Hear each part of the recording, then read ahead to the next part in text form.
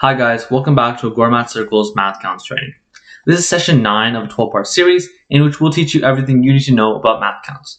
My name is Mugil Shanmugam and I'm going to be presenting these videos for you guys. So let's get right into it. So, session 9 topics. What exactly are we going to be learning today? Session 9.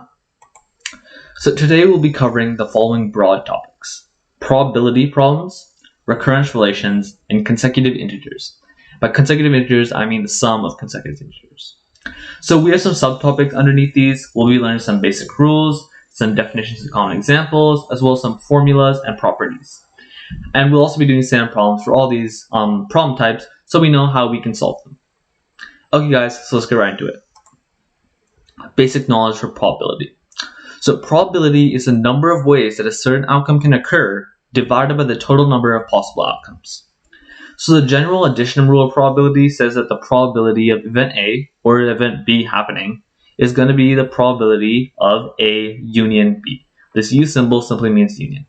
So the probability of A union B, in other words, the probability of A or B happening, is the probability of A plus the probability of B minus the probability of A intersection B. So this upside down U is basically the intersection symbol.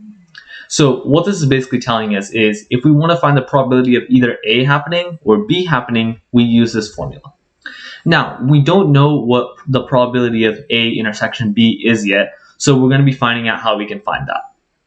Now, if A and B are mutually exclusive, in other words, they cannot occur at the same time, then the probability of A or B is going to be the probability of A plus the probability of B.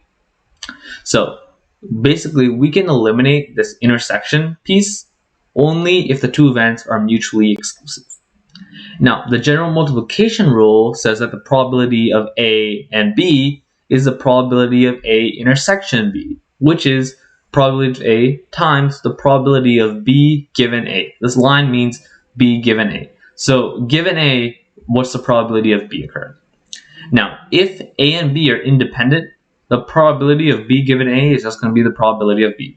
So here, what this is saying is, if we want to use the general multiplication rule and A and B are independent, so like they don't have any influence on each other, then this is simply the probability of B. So it's probability of A times probability of B. Now, let's expand this a bit. So right now, we know how to find probability of A union B and probability of A intersection B. However, sometimes we want to go bigger and we have more events. Sometimes we have 3 events. So in that case, we're going to find probability of A union B union C, which is simply the probability of A plus the probability of B plus the probability of C minus the probability of A intersection B minus the probability of B intersection C minus the probability of C intersection A plus the probability of A intersection B intersection C. So that's a little long formula, but basically these are all just going to be broken down to fractions or numbers and just simple addition and subtraction from there. So remember, when I say probability of A, probability of B, I'm asking what is the probability of that event A, event B occurring. So the probability of event is always between 0 and 1. Either there's a 100% chance it will happen, there's a 0% chance it will happen, or there's somewhere in between. The probability that an event will occur is a 1 minus the probability it won't occur, which makes sense. Basically, if you have a probability that it won't occur, and then you subtract that from 1, you find what the probability is that it will occur. So that's basic knowledge that we know when we're using probability problems in general on the MathCounts exam. Okay, so now let's learn about total probability. So if A1, A subscript 1, A2, A3, and AN, I forgot to include the on and on symbol right here. So I forgot to include the ellipses, but I mean A3, A4, A5, A6 until you get to A of n. They are mutually exclusive and exhaustive events. Then for any other event B, so we have a set of n events here, and these are mutually exclusive and exhaustive events. Then for any other event B, the probability of B is equal to the probability of A1, B1, plus the probability of A2, B2, plus the probability of A3, B3, plus the probability of AN until probability AN, BN. So again, there should be an ellipses here. So we could break this down into probability of A1 and probability of B1 given A1. Remember, this can break down just to B. So we go back a slide, we can see that this probability breaks down to just B if they're independent. So we know that that might happen. Plus the probability of A2 into probability of B2 given A2, plus the probability of A3 into probability of B3 given A3, plus the probability of AN given probability of BN given AN. Sorry, probability of AN times probability of BN given AN. So mutually exclusive, remember, that means they can occur at the same time. And here, the probability of AI, so this I can be anything, and BJ, J can be anything here, it should be equal to 0 if they're mutually exclusive. And the exhaustive rule states that the probability of A1 or A2 or A3 or AN or so on is equal to 1. That's what the exhaustive rule means. And mutually exclusive, we figured out it should be 0. So if this holds true, whenever B occurs, it must be in conjunction with one of the A events. So basically, when you have one of the A events occurs, probably the B event is going to occur. In other words, the B event will only occur when you have A1 happening, or A2 happening, or A3 happening, or maybe even AN happening. So B is equal to A1 and B1, or all the way up to AN and BN. Either way, you need to have the A event if you want the B event to occur. That's basically all this is saying for this set of conditions. Okay, so now let's move on to binomial probability. Binomial probability formula. In this formula, we're going to have P as a probability of our successes. Little p is the probability of success in one trial. And Q is a probability of failure, right? P plus Q should be equal to 1. So if you know P, you can find out Q. If you know Q, you can find out P. That's just a simple equation that you can use. N is the number of independent trials, and 0 is less than or equal to R, which is less than or equal to N. So here we can rewrite this as the probability of R successes happening is equal to N, choose R, into P to the power R, into Q to the power N minus R. So for this one, you're just going to be plugging in once you know the values. So N is the number of trials, and here P is the probability of success, Q is the probability of failure, and this should be a little n, but the same thing, we're just talking about the number of trials we're taking, and R is the number of successes we're actually getting. Okay, so the negative binomial probability formula gives the number of trials required to obtain K success. So here we're just learning what is the probability of our successes happening. Here we're learning how many trials do we need to obtain K successes. This is the number of failures before the K success occurs. That's why it's called the negative binomial probability formula. And again, our formula is very similar. The only thing we're changing is our combination and a little more.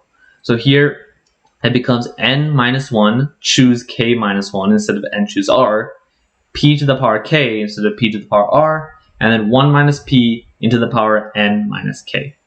So again, basically this formula is just a modification on this one. If you know this one, you can know this one. It's not too hard. All you need to do is make sure that you know both the formulas, but you know how to use one to get to the other. And make sure you know what all these variables are. It is a lot to keep track of, but if you do memorize all them, or you just know what the variables are in general, it's pretty easy to use these formulas, and they'll prove invaluable when you have any probability questions in this format. Okay, so those are your two formulas. All right, so let's do a second problem. In a class of 28 students, the teacher selects 4 people at random to participate in a geography contest. What is the probability that this group of 4 students includes at least 2 of the top 3 geography students in the class? Express your answer as a common fraction. And this is from MathCounts competition.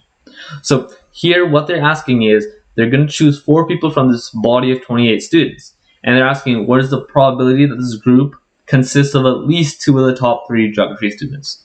So for this one, you're going to have to do a multiplication, and you'll probably want to set up a few combinations to figure out this problem. So go ahead, pause the video here, and try to solve this problem. Okay, so hopefully you paused the video and you tried this out. Let's see how we can get to the answer. So we can solve this by using combinations. So the first thing we're going to do is, out of 3 students, we want at least 2. So 3, choose 2. And we're going to multiply that by 25, choose 2. Why? Because there's a possibility that we're going to choose this many. And we'll figure out how this relates to this too. Here we're doing 3, choose 3, and 25, choose 1.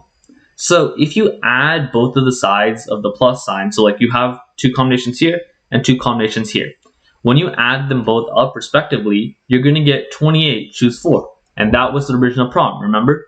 28 students, we're selecting 4. So here, there's only 2 possibilities how this could occur. Or like by 2 possibilities, I mean like 2 situations. The first one, out of these 3 top students, you select 2 of them.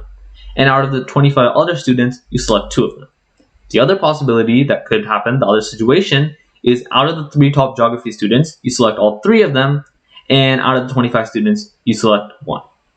And here, we're dividing this all by 28, choose 4, since that's what we're trying to figure out, right?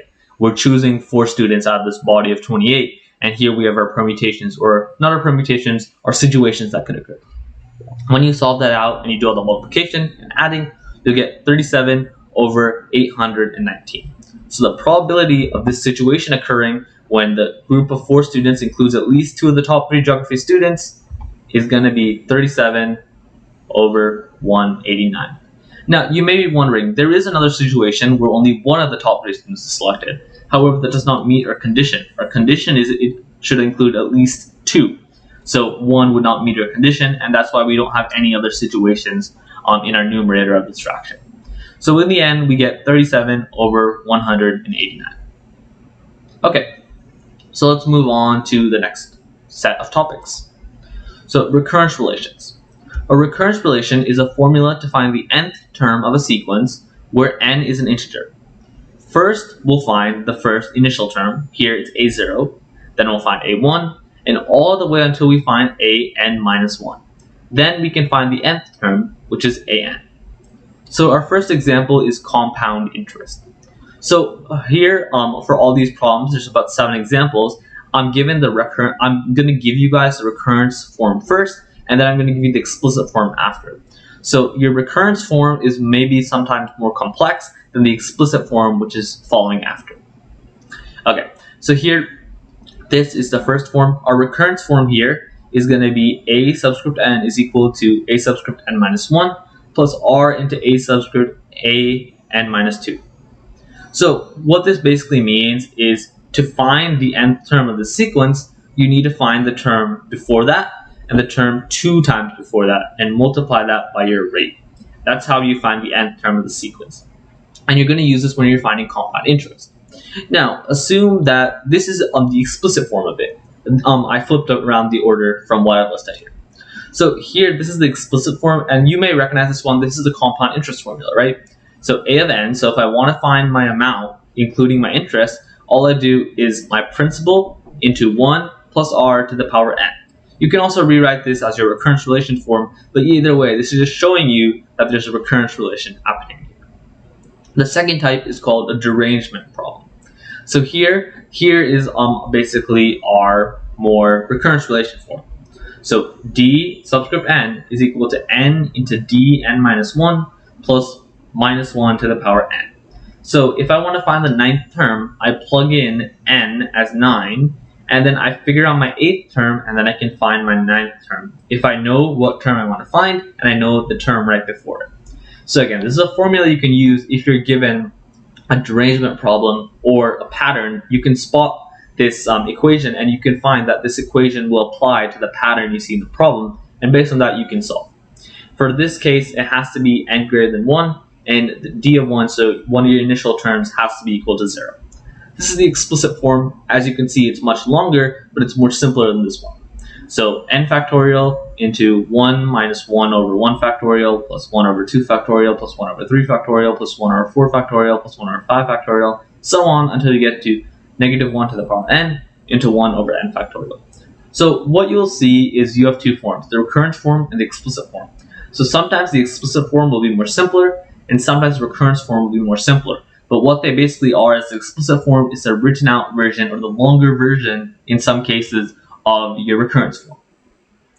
Okay, so those are just 2 simple examples of where we see recurrence relations in everyday problems. So again, the derangement problem example of this would be if they asked you how many ways could you fail to send letters. If you're given a set number of letters, a set number of addresses, how many ways are there that these letters will all go to wrong addresses? And basically that's where you'd use a derangement problem. That's an example of derangement problem. So here we have the Tower of Hanoi problem, and I've given a little picture here, credit tutorials point. So what this problem basically is you want to restack these rings on these two towers. You have this rod, or this rod basically, it says tower, but this is actually a rod. You're going to use this rod to use these and try to stack them on this one. However, you need to make it so that the smallest rings are on top of the largest rings. A largest ring, or the larger ring I should say, cannot be above a small ring. So in that way, there's many ways to do this. And basically the Tower of Hanoi problem is asking you to solve how many ways can you do this? How many ways can you accomplish this where a small ring or a smaller ring is above a larger ring? So here's a recurrence relation. A subscript n is equal to 2 into a subscript n minus 1 plus 1. So if you know the term right before it, you can multiply that by 2 and then add 1 to it. And in this case, your initial a has to be 0, or your a1, so your first term after the initial term, so your second term you can say, has to be equal to 1. The explicit form of this is going to be a subscript n, which is equal to 2 to the power n minus 1. So in this case, this one is more simpler than your recurrence relation form. And again, here you're just plugging in once you know your n. Here's the Fibonacci sequence. You've probably heard this before. And a Fibonacci sequence is basically a sequence of numbers that follows a set pattern. And this is the equation or pattern that you can see. Basically, your nth term is going to be the n minus 1th term plus the n minus 2th term. So f subscript n is equal to f n minus 1 plus f n minus 2. And this is again for n is greater than 1 with your initial term equal to 0 or your second term here equal to 1. And this is the explicit form where you got 1 plus rad 5 over 2 minus 1 minus rad 5 over 2 all over rad 5. And this is for n is greater than or equal to 0. So either one of these works if you needed to find the nth term. Whichever one is more simpler for you or whichever one's easier, you can use them. So again, these are all just recurrence relations, or basically patterns or equations that you can see in a sequence, and you can use them to find your nth term. So here's some more examples of recurrence relations, the last 3 ones. So example 5 is about the maximum number of regions you can form with n circles in a plane. If you watched the previous videos, you know that we went over one of these, I think a few sessions ago, where we went over how many circles in a plane and how many regions they form. We also went over lines and shapes, other shapes that you can use to do this. So go ahead and watch that one if you haven't already. But here I'm just going to be explaining the recurrence relation form of that. So in that video, I gave you guys this equation, the explicit form. A subscript n is equal to n squared minus n plus 2. But we derived that from our recurrence relation form, which is a subscript n is equal to a subscript n minus 1 plus 2 into n minus 1. And this is for n is greater than 1 with a1, so your second term here, equal to 2. Remember, a0 is your initial term. So another example is stair climbing. If you have n stairs to climb and you can climb 1 or 2 stairs at a time, how many ways do you have to accomplish this?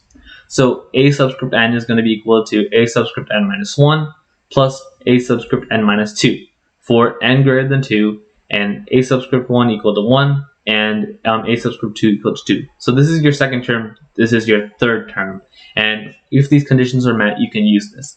So we've probably seen this many times now, where basically you need to add the term right before it and the term right before that.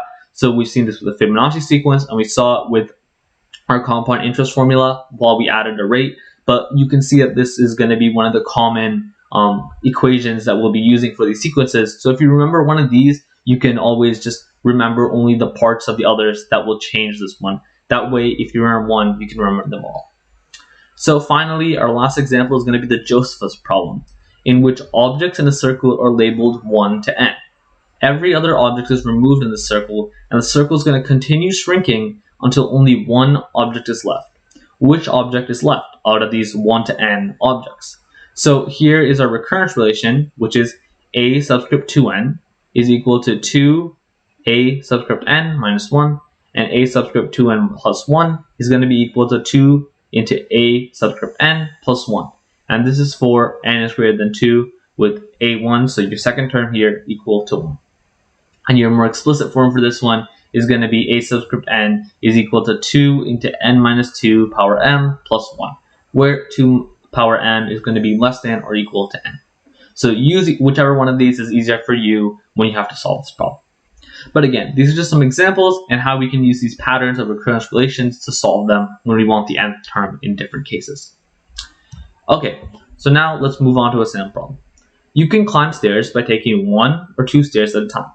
How many different ways are there to climb 10 stairs if the order of the steps is considered? And this is from 20 More Problem Solving Skills for MathCounts Competition by Jane Chen. So this is a stair climb problem. If you remember that formula, you can use it and you can solve this one pretty easily. So how many ways are there to climb 10 stairs if the order is considered? So pause the video here, go ahead and solve this problem.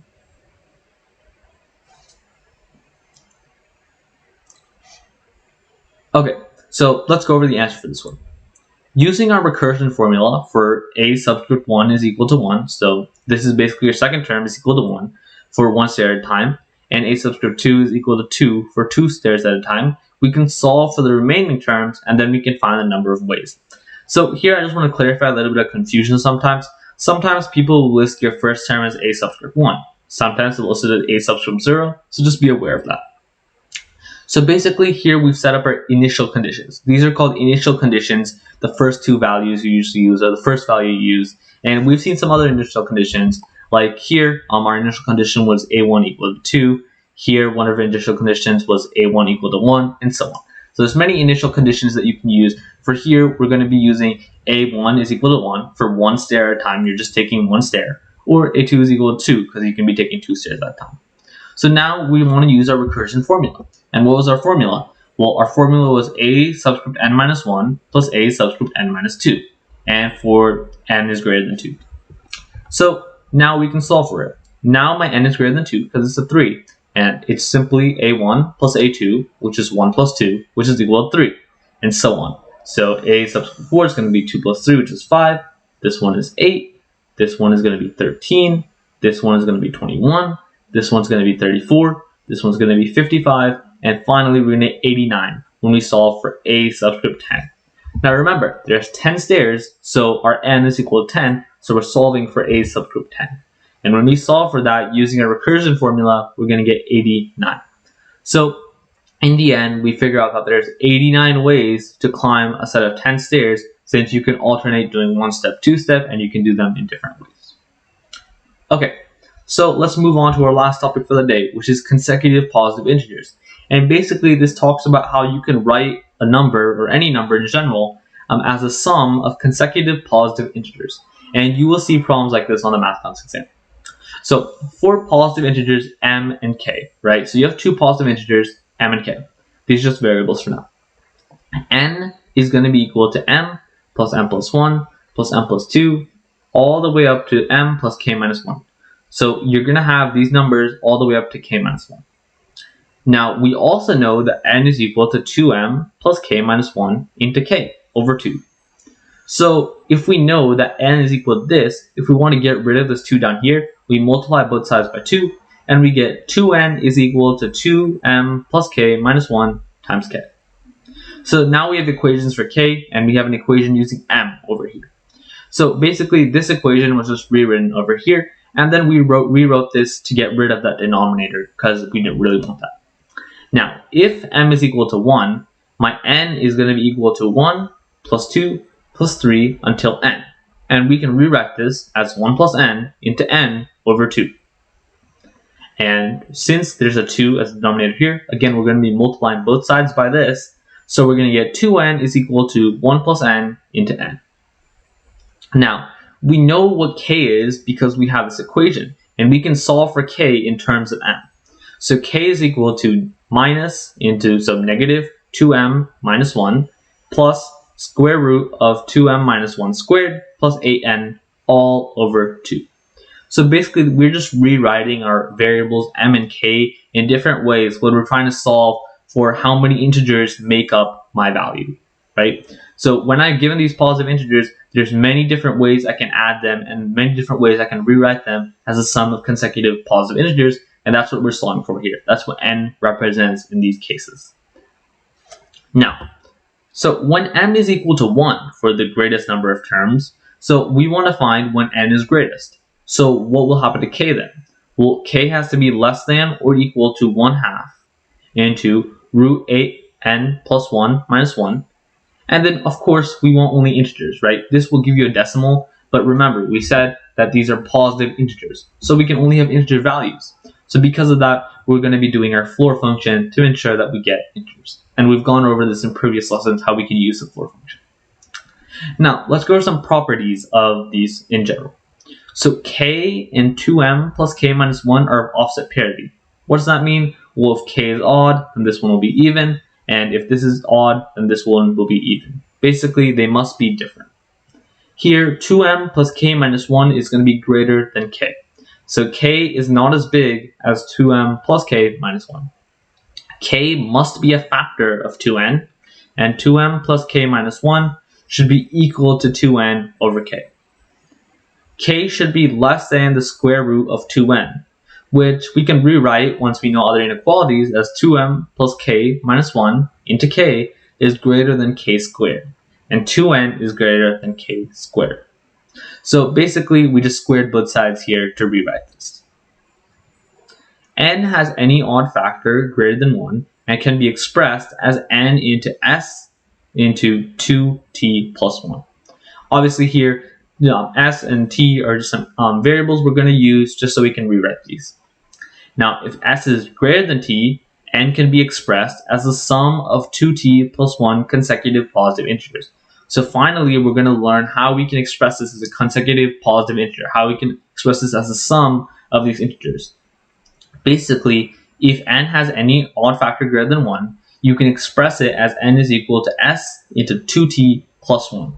Now, first we need to figure out, is s greater than t or is it less than t? So if s is greater than t, you can express it as a sum of 2t plus 1 consecutive positive integers. And here's how you're going to write it.